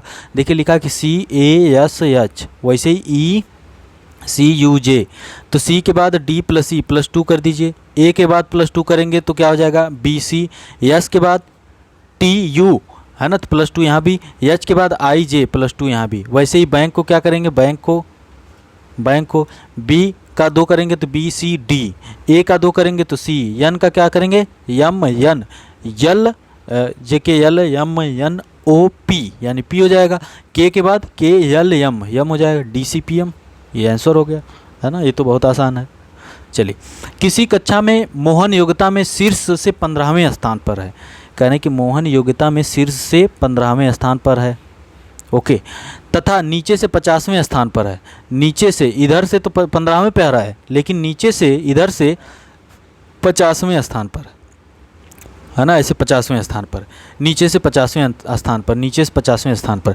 उस कक्षा में कुल कितने छात्र हैं, क्या मतलब, शुरू से 15वें पर है, पीछे से 50वें पर है। बस थोड़ा सा ध्यान रखना है कि इधर से 15वें पर है और पीछे से 50वें पर है, तो 50 + 15 कर दीजिए, 50 × 15 = 65 हो जाएगा, है ना। और 50वें पर तो यही है ना, मोहन ही है। 15वें पर भी मोहन है, तो इसमें से एक घटा देंगे, है ना। दोनों पर तो सेम ही आदमी है, तो एक घटा देंगे, 65 में से एक जाएगा, 64 आ जाएगा आंसर। टोटल 64 लोग हैं। ओके, शुरू से 15वें पर है। ये तो ऐसे ही बिना लिखने की आवश्यकता नहीं है, इसको तो आप लोग कर लेंगे, है ना। तो 64 इसका आंसर हो जाएगा। और कुछ लोग 65 मार के आएंगे, लेकिन 65 नहीं मारना है, 65 - 1 कर देंगे तो 64 आपको मिल जाएगा आंसर। 64 ही आंसर है, क्योंकि मोहन 50वें पर तो पीछे से है और मोहन ही इधर से 15वें पर है। अगर दोनों जोड़ देंगे ऐसे और एक नहीं घटाएंगे तो 2 बार काउंट हो जाएगा मोहन, है ना। मोहन 2 बार काउंट हो जाएगा और आपका जो है कि क्वेश्चन गलत हो जाएगा, आंसर गलत हो जाएगा आपका, है ना। तो ये थोड़ा ध्यान आपको रखना पड़ेगा। ठीक, आगे बढ़ते हैं। अगला क्वेश्चन क्या है। अगला है कि आकृति पर विचार कीजिए, उस संख्या जो तीनों आकृतियों में है उस संख्या जो तीनों आकृतियों में है, पहले देख लेते हैं तीनों आकृतियों में कौन सी संख्या है। देखिए तीनों आकृतियों में 4 है। ये देखिए 7 जो है 7 त्रिभुज में है और इस गोले में है, लेकिन यहाँ पर 4 जो है ये इस वाले आयत में भी है, इस त्रिभुज में भी है और इस वृत्त में भी है। ओके, तो 4 है, यानी उस संख्या जो तीनों आकृतियों में है 4 है। ओके, में से उन संख्याओं का योग जो केवल त्रिभुज में है। त्रिभुज में कौन कौन सी? केवल त्रिभुज में है। हमें पता चल गया कि 4 जो है तीनों में, केवल त्रिभुज में कौन है? तो ये देखिए 3 इधर है और इधर की 5 है ना। कि कह रहे हैं कि इन उस संख्या जो तीनों आकृतियों में है, तो तीनों में 4 है, में से उन संख्याओं का योग, योग मतलब कि जोड़, जो केवल त्रिभुज में है। तो त्रिभुज में केवल 5 और 3 है, यानी कि उनका जोड़ यानी योग जो बोल रहे हैं तो 8 है, को घटाने पर प्राप्त संख्या है। अब देख रहे हैं कि 4 में से 8 घटाएंगे तो हमें -4 प्राप्त होगा और यही आंसर है। बस थोड़ा सा दिमाग लगाना, दिमाग ही नहीं लगाना, थोड़ा सा खाली देखना है ढंग से। अब इतना बड़ा बनाया गया है, देखिए डायग्राम, तो डरना नहीं है कि अरे ये बहुत बड़ा, और पेपर में तो और बड़ा दिखता है कि अरे बहुत बड़ा बनाया गया है, तो डर जाते हैं लोग कि अरे हमारे बस की बात नहीं। डरना नहीं है, बस थोड़ा सा पढ़ेंगे तो हो जाएगा। ओके ठीक है, आगे। किसी घड़ी में 3:12 से 6 बजे तक समय बदलने में घंटे की सुई कितने अंश घूम जाएगी? ये क्वेश्चन आया। घंटे की सुई 1 मिनट में 0.5 डिग्री बढ़ती है ना। घंटे की सुई 1 मिनट में इतना घूमती है। कह रहे हैं 3:12 से 6 बजे तक समय। 3:12 देखिए ये है, अब घड़ी बनाते हैं, थोड़ा सा दिमाग लगाना, थोड़ा सा। ये देखिए घड़ी है 3:12, तो 12 के बाद 3 यहाँ बजेगा, और 3:12 बोल रहे हैं कि 3:12, तो 12 मिनट कितना हो जाएगा? 3:12 यहाँ आ जाएगी। ओके, 3:12 5 5 10 12 हो जाएगा, है ना। तो 12 मिनट पे यहाँ कह रहे हैं, और जब ये मिनट वाली 12 पे आ जाएगी, मिनट वाली, तो घंटे वाले भी तो 12 मिनट में खिसकेगी। तो 12 गुणे 0.5 कर देंगे, कितना खिसक गई? 15 × 5 = 75, 7.5 डिग्री खिसक चुकी है ना। 7.5 डिग्री घूम चुकी है घड़ी, 7.5 डिग्री, यानी घंटे वाली सुई यहाँ आ चुकी है, 7.5 डिग्री घूम चुकी है, आगे बढ़ चुकी है। अब कह रहे हैं 3:12 से 6 बजे तक समय बदलने में घंटे की सुई कितने अंश घूम जाएगी? 6 बजे, यानी 6 बजे यहाँ जब बज जाएगा 6, तो कितने अंश घूम जाएगी? 3:12 से। वैसे देखते अगर यहाँ पर 3 बजे से बोलते तो ये पूरा कितने घूम जाती? हमने अभी बताया कि टोटल होता है 360, और ये जो इतना होता है 180, ये जो होता है 90, है ना, 90। तो अगर 3 बजे से 6 बजे की बात करते तो 90 डिग्री घूम जाती। लेकिन ये कितना बोल रहे हैं? ये बोल रहे हैं कि 3:12 से, अरे हम 15 का गुणा कर दिए, 12 का गुणा होना चाहिए, है ना, 12 का गुणा होना चाहिए। 12 गुणे 0.5, 12 × 25 60, 60 का मतलब दशमलव लग गया तो 6, यानी 6 डिग्री घूम जाएगी, है ना। 12 मिनट है, हम 15 मिनट गुणा किए थे, तो 12 × 25 60, 6.0, दशमलव लग गया 0, यानी 6 डिग्री घूम जाएगी आगे। तो 6 डिग्री घूम जाए, 3:12 से बोल रहे हैं, 6 डिग्री घूम गई। ओके, 6 डिग्री घूम चुकी है, और टोटल ये 6 बजे तक 90 डिग्री आती, तो 90 में से 6 घटा दीजिए, कितना हो जाएगा? 84 डिग्री घूम जाएगी, 84 अंश घूम जाएगी। कोई समस्या नहीं होनी चाहिए। घंटे वाली सुई 1 मिनट में 0.5 डिग्री घूमती है, इसको याद कर लीजिए। और मिनट वाली सुई की बात होती तो वो 6 डिग्री घूमती है ना। ये टोटल जो होता है घड़ी में 360 है, ये 80 है, और इतना 3:06 की बात करते हैं तो ये कितना घूमती? 90 डिग्री। लेकिन कह रहे हैं कि 3:12 से, तो 12 मिनट, घंटे वाली सुई 1 मिनट में 0.5 डिग्री घूमती है, तो 12 मिनट में 12 गुणे 0.5, तो 12 × 25 60, यानी 6 डिग्री घूमेगी। तो 6 का उसी 90 में से घटा देंगे, हमें आंसर 84 आ जाएगा, है ना। तो घड़ी वाला एक क्वेश्चन पक्का रहता है। आगे क्वेश्चन है, आप उत्तर की ओर 1 किलोमीटर जाकर दाएं 1 किलोमीटर चलें, फिर 1 किलोमीटर बाएं चलें, फिर पुनः 1 किलोमीटर चलें, ऐसे ऐसे चलते रहिए, आपका मुंह कहाँ है ना, आपका मुंह किस दिशा में है? तो ये क्वेश्चन जो है कि आप लोग करके भेज दीजिएगा। इस क्वेश्चन को आप लोग करके कैसे किए हैं उसको भेजिएगा 95598897 पर आप कमेंट भेजिएगा, और अपना नाम जरूर लिख के भेजिएगा ताकि हम आपका नंबर सेव कर लें। ओके, क्योंकि कई बार ये क्वेश्चन हो गया। आप कह रहे हैं अधोलिखित संख्या के 4 युग्मों में से 3 में एक संबंध है, लेकिन भिन्न युग्म को चुनिए, मतलब अलग जो है। अधोलिखित संख्या के 4 युग्मों में से 3 में से एक संबंध है, 3 में एक संबंध है, भिन्न युग्म को चुनिए, कौन अलग है? तो देखिए क्या है, 4 का स्क्वायर करिए, 4 की पावर 3 4 चौक 16 चौके 64 में से 1 घटा दीजिए, बच गया आपका 63। ओके, वही a की पावर 3 माइनस 1 करिए, 1 कम 1 माइनस 1 बराबर 0। ठीक है, 5 की पावर करें, 5 की पावर 3 माइनस 1 करेंगे, 5 25 25 125 माइनस 1 बराबर आ गया 124, है ना। और वैसे ही 2 का करते हैं तो 2 की पावर 3, तो 2 गुणे 2 गुणे 2 यानी 2 दूनी 4 दूनी 8, 8 में से 1 कर रहे हैं तो 7 हो जा रहा है, 8 में से 1 कर रहे हैं तो 7 हो जा रहा है, जबकि यहाँ 9 लिखा है, तो यानी भिन्न यही युग्म है ना। बहुत आसान था, बस देखना था। ऐसे अनुपात देख के डर गए लोग, डरना नहीं है। अधोलिखित में से 3 किसी तरह से एक जैसे हैं, अधोलिखित में से 3 किसी तरह से एक जैसे हैं, कैसे भी एक जैसे हैं बता रहे हैं, और एक भिन्न है, एक अलग है, एक व्यक्ति अलग टाइप के है, तो सबसे भिन्न को चुनिए। तो क्या होगा, देखिए इनको जोड़िए, ये देखिए 8 8 16 और 16 5 21, 21 7 28, यानी पहले का जोड़ हो गया 28। ऐसे करेंगे 5 + 8 + 7 + 8 कितना हो गया 28। वैसे ही 7 5 12, वही बात हो गई, 5 7 8 8 वही हो गया यहाँ भी, तो 5 + 7 + 8 + 8 बराबर हो गया ये भी 28। अब इसको करें 9 + 7 + 4 + 8, तो 9 7 हो गया कितना 16, 16 4 20 8 28, ये भी हो गया। अब इसको करें 6 + 4 + 8 + 2, 6 4 10 8 18 2 20 हो रहा है, भिन्न यही है, अलग यही है। उसी प्रकार से था जिस प्रकार से ये वाला क्वेश्चन था पीछे वाला, ऐसे ही है ना। चलिए अब कह रहे हैं इंग्लैंड को इतना लिखते हैं, फ्रांस को इतना लिखते हैं, तो ग्रीस को कैसे लिखेंगे। ये तो आसान होता है, सब लोग कर लेते होंगे, ENGLAND।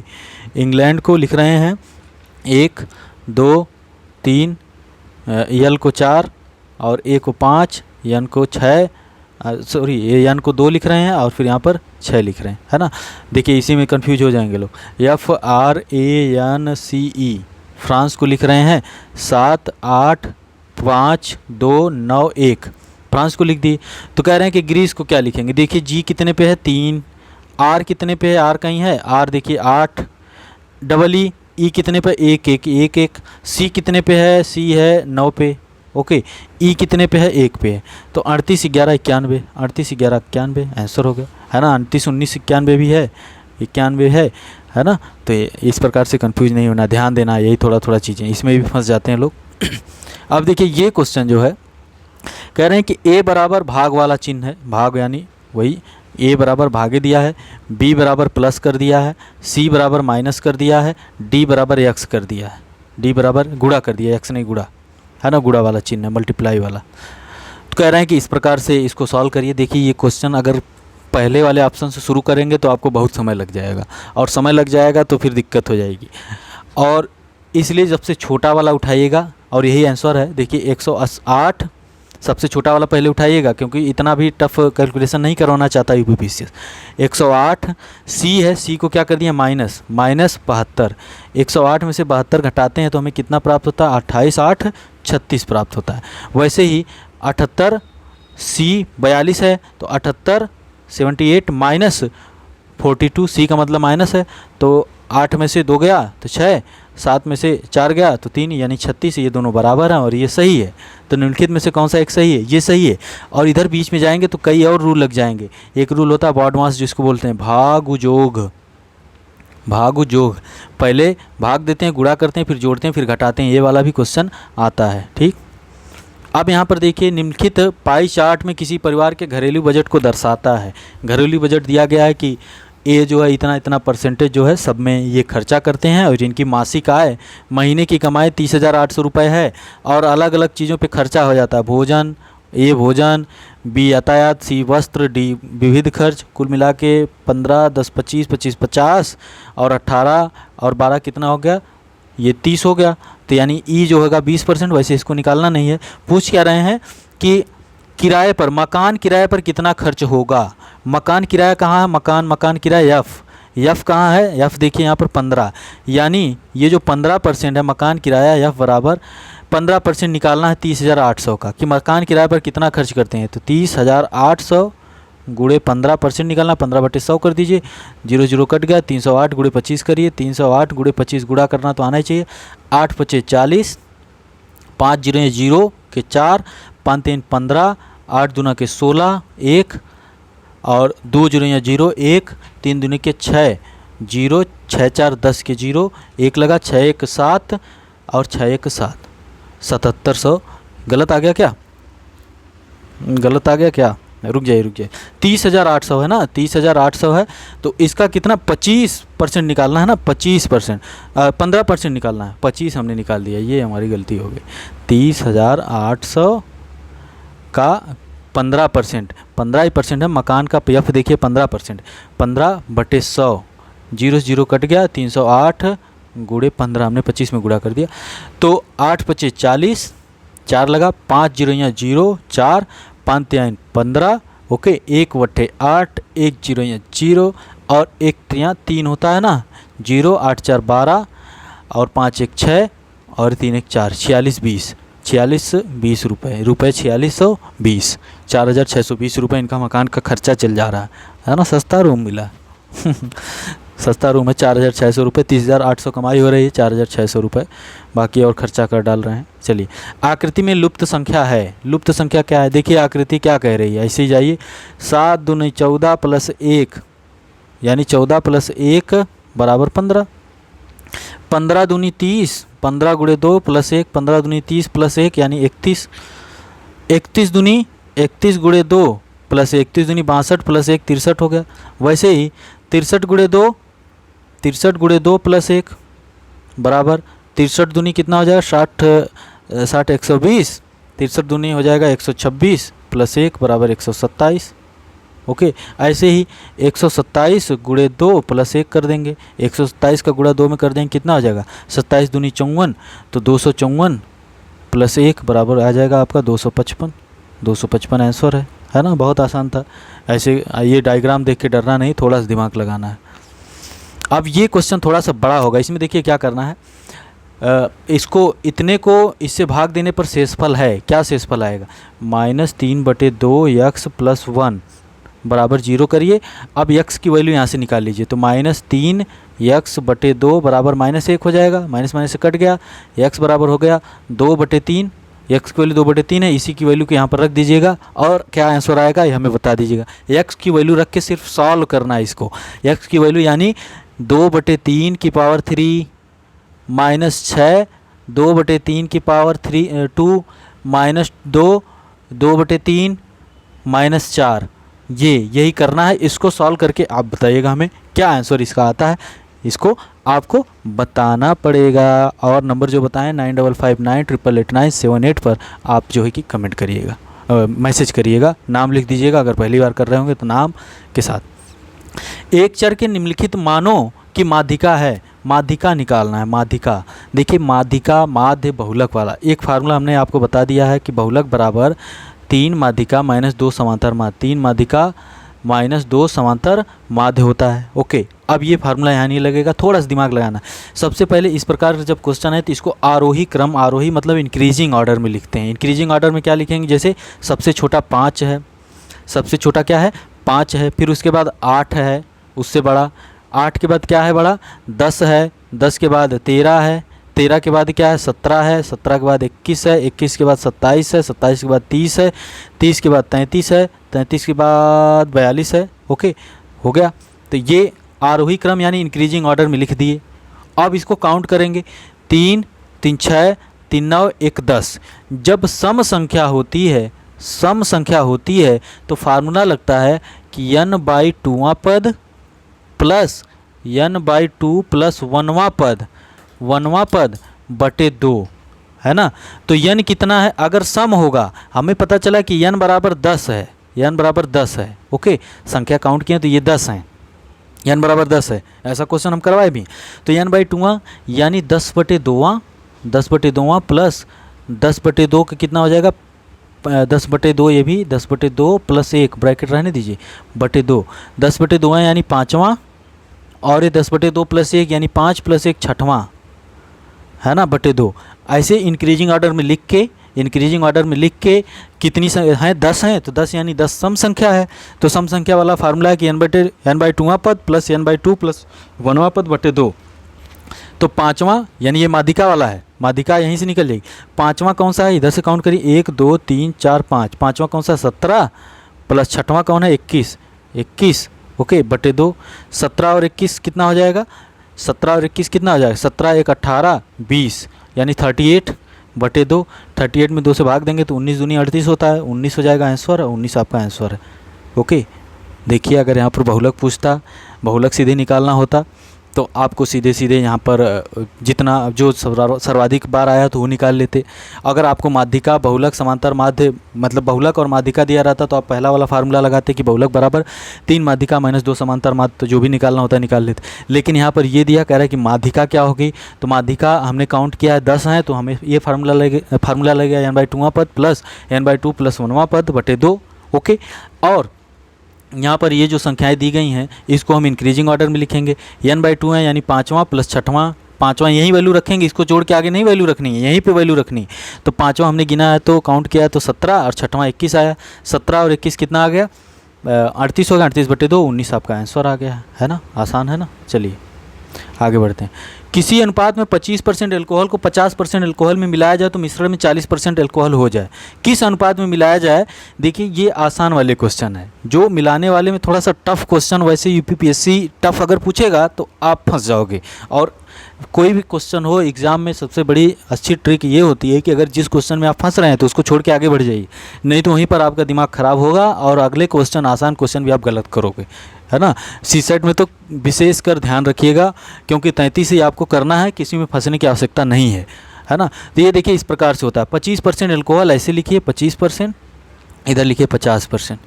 कि किस अनुपात में 25% एल्कोहल और 50% एल्कोहल में मिलाया जाए कि मिश्रण में 40% एल्कोहल हो जाए, कितना हो जाए? 40%, ऐसे रखिए। ओके 40% हो जाए।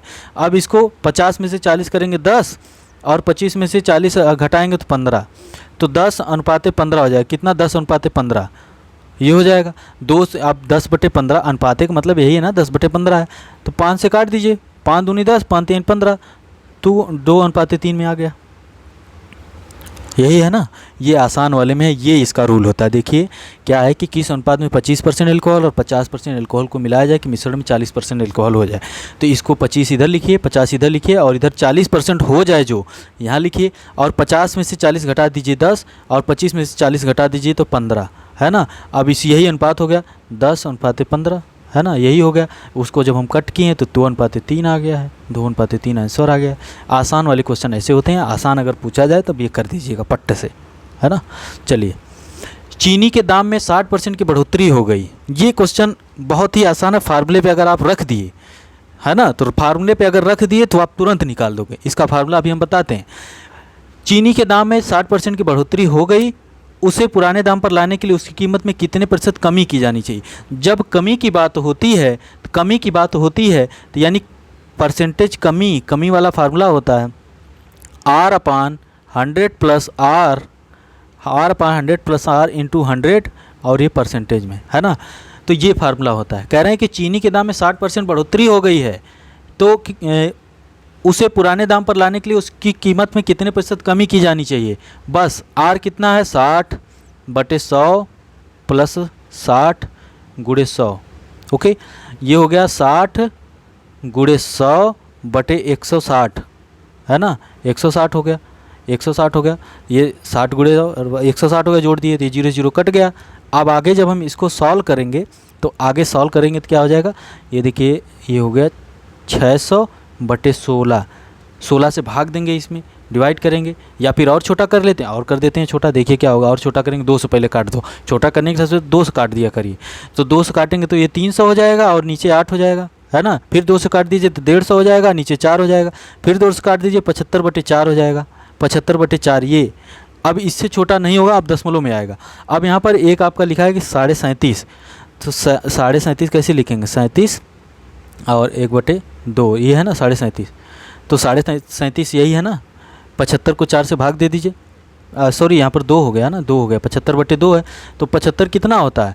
36 दूनी 72 होता है, 37 दूनी 75 होता है, 74 होता है, 37 दूनी 74, और वहीं 74 हो रहा है, 0.5 और हो जाएगा, यानी 37.5, 37.5%। यही आंसर आ गया, 37.5%। फार्मूला याद रखिएगा, परसेंटेज कमी वाला है, R/100 प्लस R इंटू 100, सीधे आंसर आ जाएगा, 37.5 आंसर हो गया। ओके, ऐसे ही एक क्वेश्चन और है।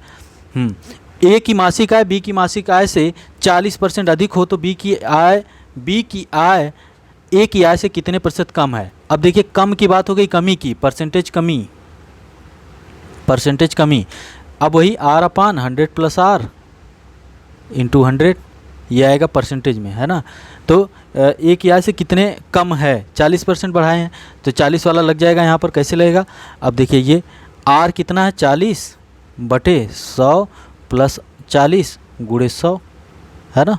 अब देखिए ये हो गया 100, नीचे 140 हो जाएगा, ये ऊपर हो गया 40 गुणे 100 बटे नीचे हो गया 100 प्लस 40 यानी 140, 0 से 0 कट गया, 2 से काटेंगे, 2 से काटेंगे तो ये 20 हो गया, ये हो गया 7, है ना, 7 हो गया, यानी ऊपर हो गया 200 बटे 7, 200 बटे 7 हो गया। अब इसको डिवाइड करेंगे, इसको कट करेंगे तो वैल्यू कितनी आ जाएगी, वैल्यू संभवतः ये वाली आ रही है। तो इसको, अब इसको हमें देखना है कि इतना हो रहा है कैसे, तो इसको देखना तो हम कर सकते हैं 28, 28 सही 4 बटे 7 लिखा है तो 28 का गुणा 4 में करें, 28 चौके कितना होता है 28, 28 सत्ते 28 गुणे 7, 8 सत्ते 56, 5 7 दूनी 14, 5 19, 196 प्लस 4 200 हो गया, 196 प्लस 4 ये जोड़ देते हैं, इसका इसमें गुणा कर देते हैं और 4 का जोड़ देते हैं बटे 7, यही है ना 28 सही 4 बटे 7, इसका इसमें गुणा कर देंगे तो 196 प्लस 4 बटे 7 होता है तो 200 बटे 7, हमें पता चल गया 200 बटे 7 है और ये 200 बटे 7 हमारा आ ही गया है, यही आंसर हो जाएगा। ओके ठीक है, अगला क्वेश्चन दे R upon 100 plus R into 100 कर लीजिएगा। यदि किसी वर्ष में 25 मई को रविवार है तो उस वर्ष में 25 दिसंबर को कौन सा दिन होगा।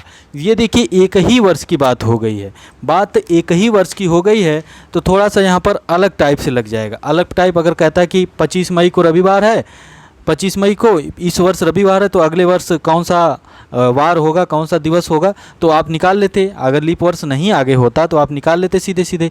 लेकिन यहाँ पर क्या है कि थोड़ा सा अलग टाइप का है तो अलग टाइप में हम क्या करेंगे, इस तो अलग टाइप से कैसे इसमें होगा। देखिए 25 मई को रविवार है, कह रहे हैं 25 को संडे है तो उसी वर्ष में 25 दिसंबर को कौन सा दिन होगा, एक ही साल की बात है 25 मई है ना।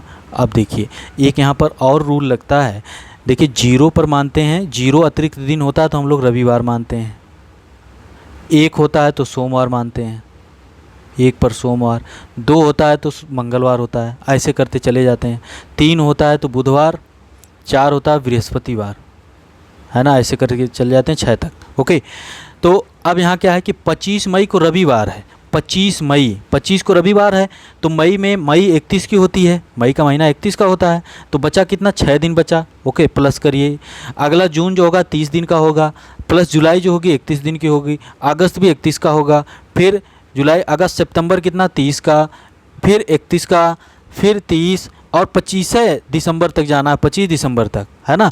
तो इन दिनों को पहले जोड़ लीजिए, इनको काउंट जोड़ लीजिए, टोटल कितने हो गए, टोटल हम करेंगे तो 214 आ गया, टोटल 214 आ जाता है। 214 को आप 7 से डिवाइड करिए, हफ्ते से, वीक वाले 7 से डिवाइड करिए, डिवाइड करेंगे आप 7 से, ये याद रखिएगा, ये एक तरह से ट्रिक ही मान के चलिए। 214 को 7 से डिवाइड करेंगे तो कितना बचेगा, 30 सप्ताह होगा, 30 सप्ताह, और आपको मिलेगा 4 दिन अतिरिक्त, 30 सप्ताह के बाद 4 दिन अतिरिक्त बनेगा, है ना। 17 का 21 यानी 210 दिन प्लस 4 ठो एक्स्ट्रा दिन मिल रहे हैं, 4 दिन एक्स्ट्रा मिल रहे हैं, है ना, 4 दिन एक्स्ट्रा मिल रहे हैं। यही अतिरिक्त जो 4 है यही यहाँ से मिल जाएगा, 4 को बृहस्पतिवार। क्या किए हैं, कुछ भी नहीं किया गया है। 25 मई को रविवार है, 25 को छोड़िए, मई में कितने दिन है यहाँ लिखिए, मई में बचे 6 दिन, अगले महीने में आपको पता होना चाहिए। और यहाँ पर थोड़ा सा और ध्यान देना होता है कि अगर बोले 25 मई 2020 को, 25 नहीं, मान लीजिए बोला 15 फरवरी 2020 को, ये वाला आप समझ गए ना, आगे हम बता रहे हैं, ये समझ गए। 15 बोले कि 15 फरवरी 2020 को, 15 फरवरी 2020 को रविवार है ना, रविवार है। अगर क्वेश्चन बनाए 15 फरवरी 2020 को रविवार है तो बताइए कि 15 फरवरी को रविवार है तो बताइए कि 15 अप्रैल को कौन सा दिन होगा, 15 अप्रैल को कौन सा दिन होगा। ओके, वही चीज़ लगे कि 0 को हम रविवार मानते हैं, 1 को सोमवार, 2 को मंगलवार, ऐसे करके 6 तक जाइएगा। ओके, जो अतिरिक्त दिन आएगा, अब देखिए फरवरी 2020 है, 2020 जो है कि लीप वर्ष है ना, तो लीप वर्ष है तो फरवरी 29 की होगी, ये याद रखना ज़रूरी है, है ना। लीप वर्ष तो फरवरी 29 की होगी, एक दिन एक्स्ट्रा होगा फरवरी में। काउंट करते वक्त आपको गड़बड़ नहीं करना है। अब 29 दिन की होगी यानी 9 5, 9 + 5 यानी कितने दिन फरवरी में बचेंगे? फरवरी में कितने? 9 5 14, 14 फरवरी वाला जोड़ेंगे, 14 फरवरी प्लस मार्च वाला, मार्च में कितना होता है? जनवरी फरवरी मार्च में 31 दिन, प्लस अप्रैल की बात कर रहे हैं, अप्रैल में 15 दिन है, 15 अप्रैल तक देखना है। तो टोटल जोड़ेंगे कितना हो जाएगा? और 15 14 29 प्लस 31, 29 31, एक इधर गया 30 30, 60 दिन हो गए। अब 60 को डिवाइड करेंगे 7 से, 7 7 49, 7 × 8 56, 56 हो गया।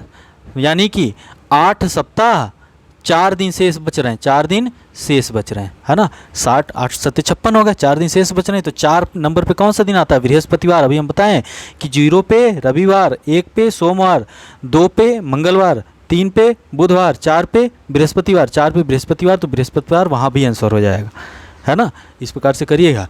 एक क्वेश्चन आपको हम दे रहे हैं, आप दे रहे हैं कि 15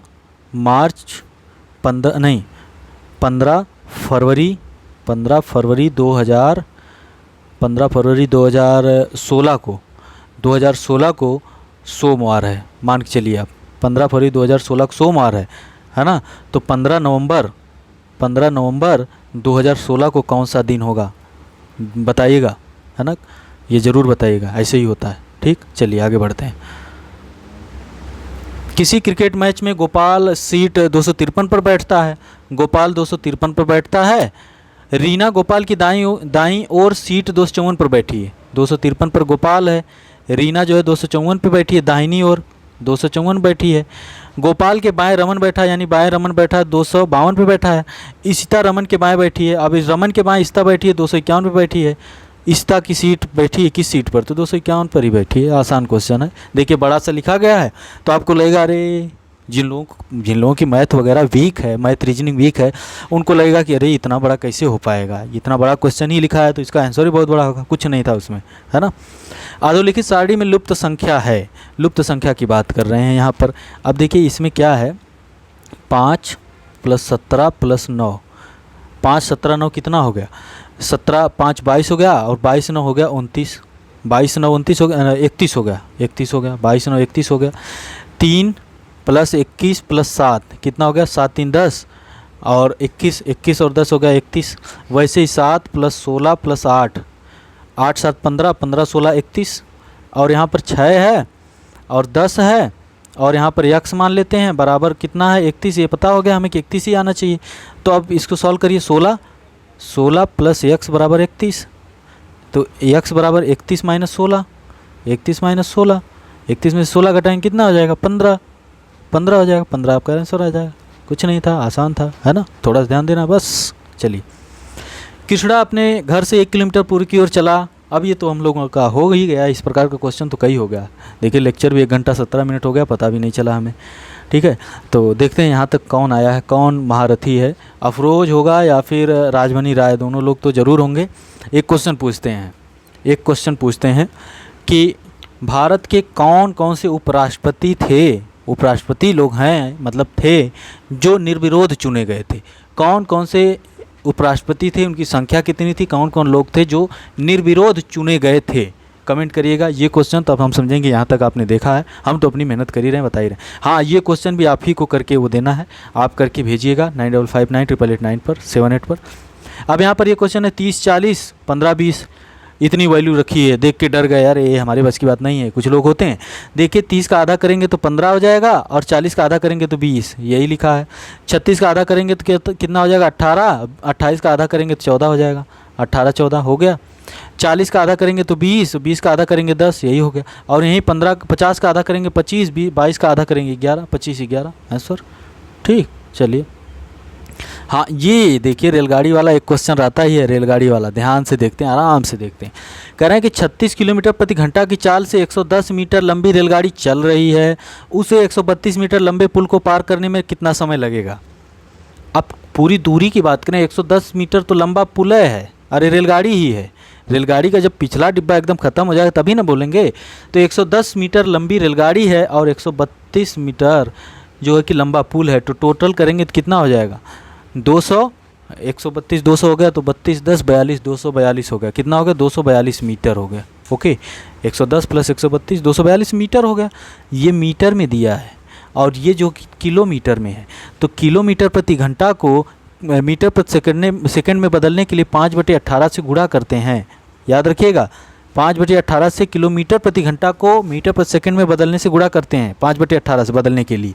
और वही मीटर प्रति सेकंड होता, किलोमीटर प्रति घंटा हम करते तो 18/5 से गुणा करते। ओके, तो 36 को 5/18 से गुणा करेंगे तो 18 दूनी 36 और हो गया 5 दूना के 10, यानी 10 मीटर प्रति सेकंड है, मीटर प्रति सेकंड। ओके ओके, है ना। आपको पता चल गया चाल, आपको यहाँ पर दूरी पता है 242 मीटर, चाल और दूरी पता है, समय बराबर फार्मूला होता है दूरी बटे चाल, दूरी बटे चाल। दूरी कितना दी गई है? दूरी दी गई है 242 और चाल कितनी है? 10 है। 242 में 10 से भाग देंगे तो कितना आ जाएगा? 24.2 आ जाएगा, 24.2 सेकेंड आ जाएगा, 24.2 सेकेंड, है ना। यही आंसर है। रेलगाड़ी वाला एक क्वेश्चन जरूर रहता है और वैल्यू चेंज करके ऐसे किलोमीटर प्रति घंटा हम देंगे और दूरी मीटर में देंगे। आप अगर बदल ले गए तो आप तुरंत कर ले जाओगे, है ना। चलिए आगे देखते हैं। अब ये क्वेश्चन है, ये भी बहुत आसान है। क्या लिखा गया? 2x minus 1/2x equal to 6, तो 4x² प्लस 4x² का मान है। अब यहाँ पर लिखेंगे 2x माइनस 1/2x बराबर 6 है, तो इसकी वैल्यू निकालनी है। कुछ नहीं करना है हमको, देखिए एक फार्मूला हमें पता होता है। फार्मूला क्या? पहले हम इसका स्क्वायर करें, दोनों का स्क्वायर कर दीजिए, दोनों का वर्ग कर देंगे, वर्ग बोलते हैं, स्क्वायर कर देते दोनों साइड करेंगे। अब 2x माइनस 1/2x का होल का स्क्वायर कर देंगे और इधर हम आगे बढ़ जाएंगे तो इसका 6 का स्क्वायर कर देंगे। तो a माइनस बी का होल स्क्वायर होगा, ये माइनस बी का होल स्क्वायर होगा। यहाँ a माइनस बी का होल स्क्वायर होता है a² plus b² minus 2ab। पहला लेक्चर जब हुआ था संप्रेषण वगैरह और उसके बाद जो लेक्चर हुआ था उसमें हमने बताया था ये फार्मूला आपको पता ही होंगे। तो क्या होगा? 2x का square 4x² plus 1/4x² minus 2 into 2x into 1/2x equal to 6 का स्क्वायर 36। 2x से कट गया, ये -2 है, उधर चला गया, +2 हो गया। 4x² plus 1/4x² equal to 36 plus 2 हो जाएगा, यानी 38 हो जाएगा। और यही तो पूछा है, 4x² प्लस 1/4x² कितना हो जाएगा? 38 आंसर आ जाएगा, है ना। तो पिछले लेक्चर भी जाकर देख लीजिएगा और अच्छे से समझ में आ जाएगा ये सब फार्मूले वगैरह। ओके, ठीक है। अब यहाँ पर लिखा है निम्नलिखित भिन्नों का आरोही क्रम होगा। तो इस क्वेश्चन का आरोही क्रम क्या होगा? इस प्रकार के क्वेश्चन पूछे जाते हैं आने वाले समय में। 2021 में भी ऐसे क्वेश्चन आपको मिलेंगे। तो इसको आरोही क्रम क्या होगा? आरोही मतलब होता है इंक्रीजिंग ऑर्डर में, इंक्रीजिंग बढ़ते क्रम में लिखना है इसको। अब देखिए ये इस प्रकार से दिया गया, तो इसको आप डिवाइड करिए। 3/8 है, तो 3 में 8 से भाग देंगे तो क्या होगा? 3 में 8 से भाग देंगे तो सबसे पहले 0 बढ़ा देंगे तो 30 हो जाएगा। 3 में 8 से भाग देंगे तो 30 हो जाएगा। और 8 त्रिक के 24, है ना, 8 त्रिक के 24 हो गया। बचा 6 बचा, तो 6 के बाद 0 लग जाएगा तो 60 हो जाएगा। 6 बचा ना, तो 0 लग जाएगा 60 हो जाएगा। तो कितना हो जाएगा? 60, 8 6 48, 8 7 56, यानी 0.37 ये हो रहा है। और भी नहीं कट रहा है, और भी आगे बढ़ेगा, यानी पहला वाला 0.37। अब दूसरे वाले को कट करते हैं। ये 30 है, 30 को हम कट करेंगे तो कितना आ जाएगा? दशमलव लगा देंगे तो 30 हो गया। 5 6 30, यानी 5 6 30 पूरा कट जा रहा है, तो 6 0 हो गया। और 2/3 को हम बड़ा कट करते हैं तो कितना हो जाएगा? ये दशमलव लगा देंगे तो 20 हो जाएगा। और 3 से कट करेंगे, दशमलव लगा दिए, 3 से कट करेंगे, 3 6 18 और फिर 20 हो जाएगा, तो 3 6 18, 0.66 हो रहा है। 1/2 आपको पता ही होगा कि 0.50 होगा, है ना। 1/2 आधा 0.50 होगा, ठीक है। तो आप कह रहे हैं इनको इंक्रीजिंग ऑर्डर में लिखना है, इंक्रीजिंग बढ़ते हुए क्रम में। अब देखिए सबसे छोटा कौन सा है? सबसे छोटा 0.37 है। उसके बाद कौन है बढ़ते हुए क्रम में? 0.37 सबसे छोटा। फिर उसके बाद है 0.60 है। फिर उसके बाद है उसके बाद 0.50, यानी 0.37, 0.50 और फिर 0.60, उसके बाद 0.66 है। ये बढ़ते हुए क्रम में है। 0.37 कौन सा था? 3/8, ठीक है। उसके बाद 1/2, फिर उसके बाद 60 जो था, ये तो 3/5 लिखा है, हाँ 3/5 है, 3/5 0.60, हाँ तीसरे नंबर पे ये है। फिर 2/3 0.66 है, ये वाला, ये तो यही आपका आंसर हो जाएगा, है ना, यही आंसर होगा ना, कोई और दूसरा नहीं। तो इस प्रकार से जब आप डिवाइड करेंगे तो वो आपको मिल जाएगा, आंसर मिल जाएगा आपका, है ना, बढ़ते हुए क्रम। नहीं नहीं, ये 3/5 कितना है, 3/5 0.60, हाँ सही है। तो आपका यही ए आंसर होगा। इसी प्रकार से कट करते हैं और इसी प्रकार से लगाते हैं, है ना। और इस प्रकार से अगर नहीं करेंगे तो आप समझ नहीं पाएंगे। देख के नहीं लग रहा 0.37 छोटा है, फिर उससे थोड़ा बड़ा 0.50 है, फिर उससे बड़ा 0.66 है, फिर उससे थोड़ा सा बड़ा है 0.60 है, फिर उससे बड़ा है 0.66। तो ये रहे आज के क्वेश्चन 2012 से 2016 तक के मैथ और रीजनिंग के प्रश्न हैं। कल 2017 से 2021 तक के जो मैथ के क्वेश्चन है, वैसे कुछ हो भी चुके हैं, उसको भी रिपीट कर दिया जाएगा, कोई दिक्कत नहीं। तो इसी प्रकार से रिपीट होकर क्वेश्चन आते रहते हैं। तो आप लोग कमेंट करिएगा, फीडबैक दीजिएगा, और कैसा लगा आपको लेक्चर वो भी बताइएगा, और जो क्वेश्चन दिए गए जिस प्रकार से आपसे पूछे गए हैं वो भी बताइएगा। हम भी बोलते बोलते थक गए। तो चलिए मिलते हैं आपसे अगले लेक्चर में। बहुत बहुत धन्यवाद।